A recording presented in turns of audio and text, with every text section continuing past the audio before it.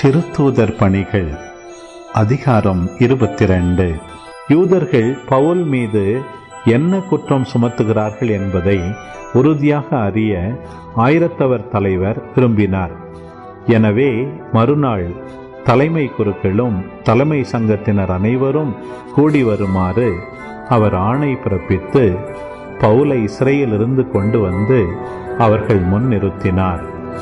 அவர்களுள் ஒரு பகுதியினர் சதுசேயர் என்றும் மறுபகுதியினர் பரிசேயர் என்றும் பவுல் அறிந்து, சகோதரரே, நான் ஒரு பரிசேயன், பரிசேய மரபில் பிறந்தவன்.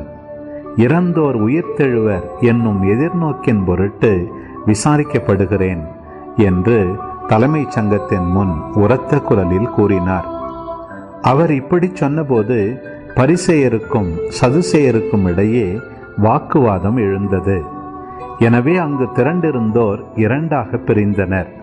சதுசேய பிரிவினர் வானதூதரும் உயிர்த்தெழுதல் ஆவிகள் ஆகியனவும் இல்லை என்று கூறி வந்தனர்.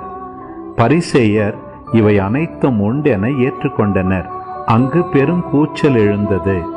பரிசேய பிரிவினைச் சேர்ந்த மறைநூல் அறிஞருள் சிலர் எழுந்து, இவரிடம் தவறு ஒன்றையும் காணோமே, வானதூதர் ஒருவரோ ஓர் ஆவியோ இவரோடு பேசியிருக்கலாம் அல்லவா என வாதாடினர்.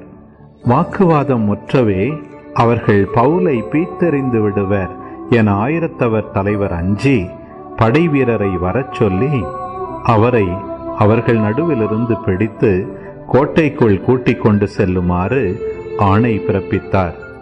மறுநாள் இரவு ஆண்டவர் அவர் அருகில் நின்று, துணிவோடிரும், எருசலேமில் என்னை பற்றி சான்று பகர்ந்தது போல ரோமையிலும் நீர் சான்று பகர வேண்டும் என்றார்.